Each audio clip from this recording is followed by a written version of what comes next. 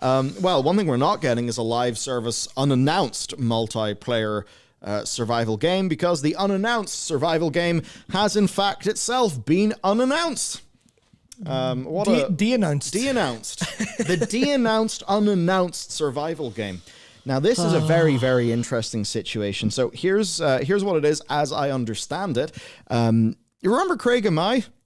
Oh, yeah. Yeah, he pitched the unannounced survival game. Yeah, that's right. Which, was it Schreier's Report that turned up in? I think it was. It was somewhere anyway. He worked on Legion artifact weapons. But anyway, so that happens.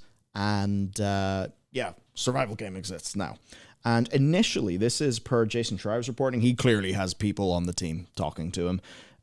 So, what do they do initially? They start prototyping it, I think, in Unreal Engine.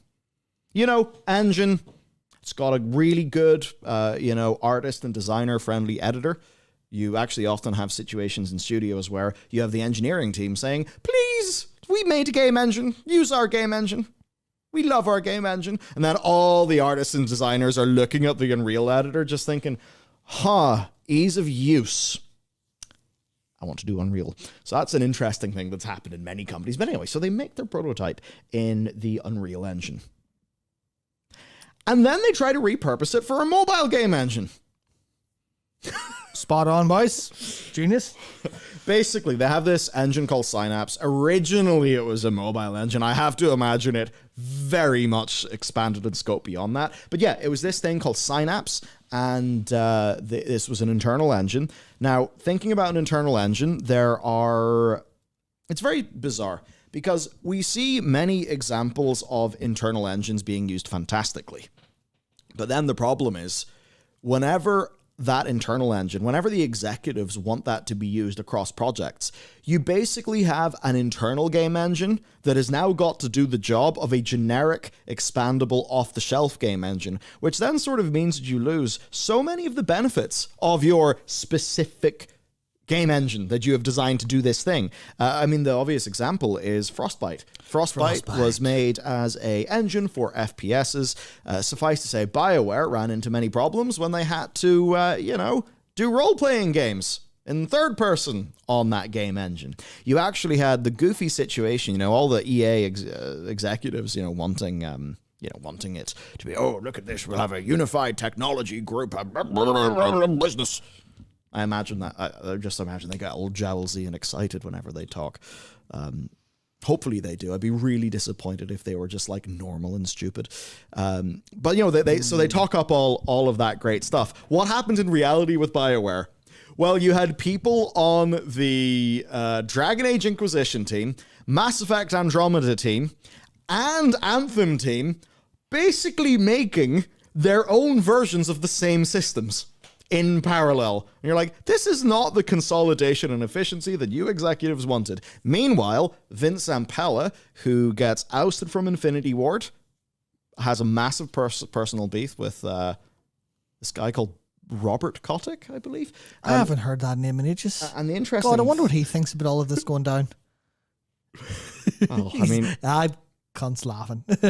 He's in his golden helicarrier. Golden parachutes, that's so 80 years ago. No, it's far more than a parachute. I guess that's how a lot of those internal game engines kind of being misused. That's how those things end up going. They try to do this with the Synapse engine. The Synapse engine causes loads of issues. I've heard that project was just sheer development hell. It's been leaking that the team size was big.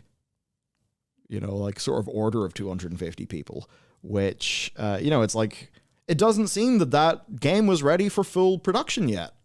No. And I guess that's the weird thing. Okay. I think the F-35 example is interesting. That being said, a lot of the F-35 is the worst thing ever. Blah, blah, blah, blah, blah. A lot of that is not particularly true. So there's I forget the name of the development process of the F-35, but it was basically we're kind of doing every level of production at once. And because of the financial incentives and stuff, we're kind of doing this across the whole country. Now, in a way, some of those there's almost like a form of stimulus. Some of those like really, big projects. But the thing is, it's like in game development, you can't do that because it's not going to work. It's like if your pre-production isn't like, if you're not locked in the vision of your game, so you know what you're doing and you have, you've answered your like core design questions. Even if you've answered your core design questions, there's a lot of really tiny details that matter that you cannot predetermine. You come up with them on the fly because of testing and iteration as you go along, even without hitting technical limitations and things like that. It is still like game development is by design an iterative process.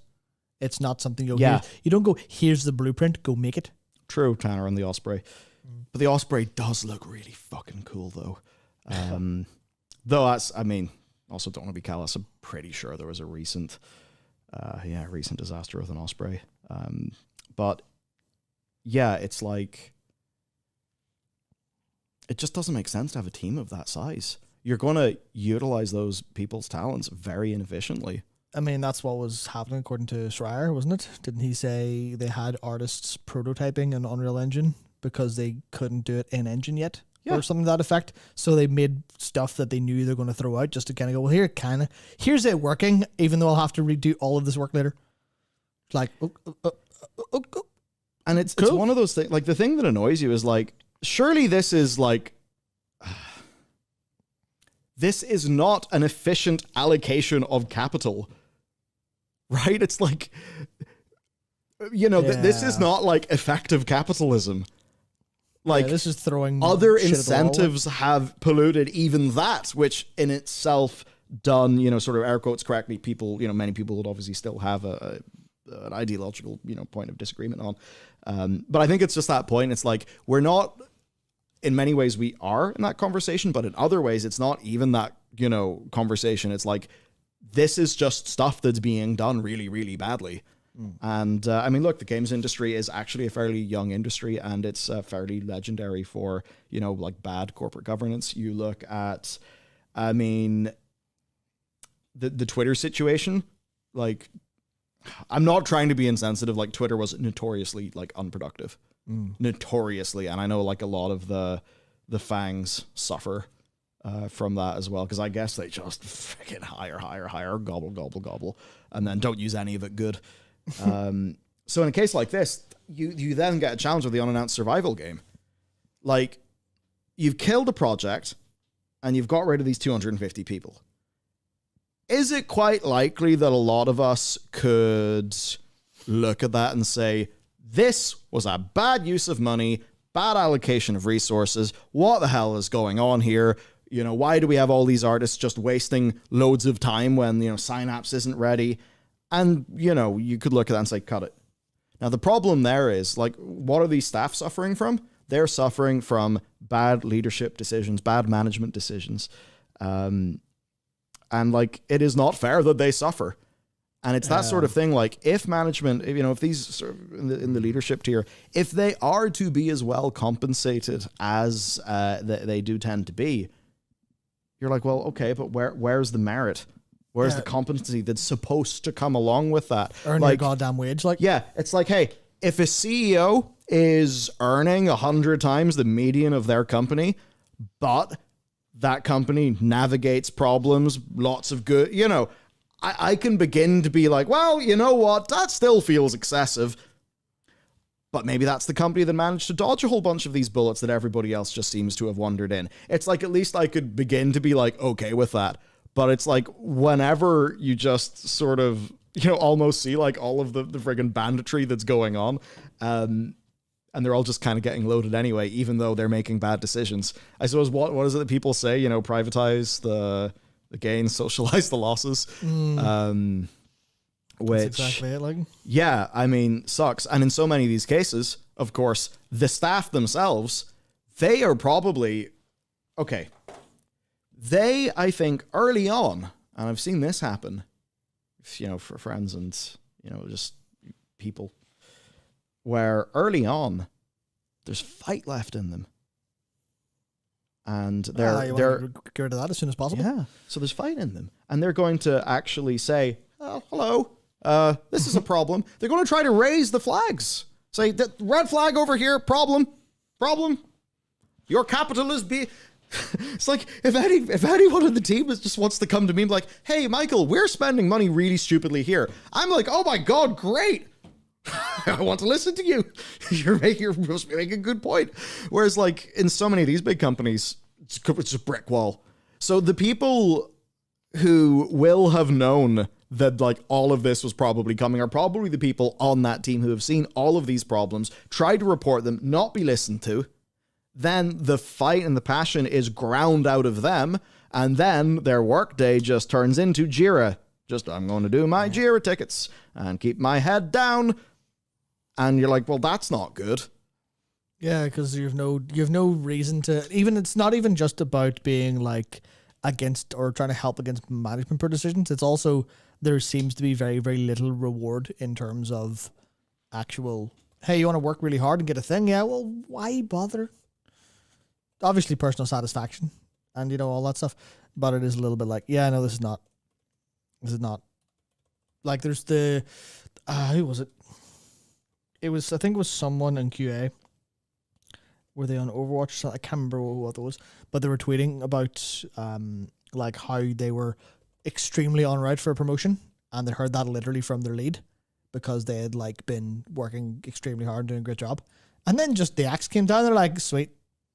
So all that work was for actually literally nothing. And you're like, man, that is actually pretty much rough. Yeah, and then that, you know, that's what leads to people being quiet quitters whenever you're whenever you're in an industry where you're like, well, what is the reward for working hard? Nothing. Yeah. But then why should I? It's okay, like, interesting. You've just de-incentivized your employees making good products for your customers. Well done. It's like, I hate the idea of quiet quitting because it seems like such a demoralizing and depressing, state of being. But it makes like all things rational sense because if that's what your work is going to be like, well, you're like, well, I'm going to quietly quit here and put time into my family and hobbies and passions. And not even just time, literally mental energy. Yeah. Like the amount of, especially in games when it's a passion driven industry, you're going to want to you'll burn yourself on that pyre to make good art. But it's like, well, if there's no monetary reward for that, or if the game that you're working on may not actually release,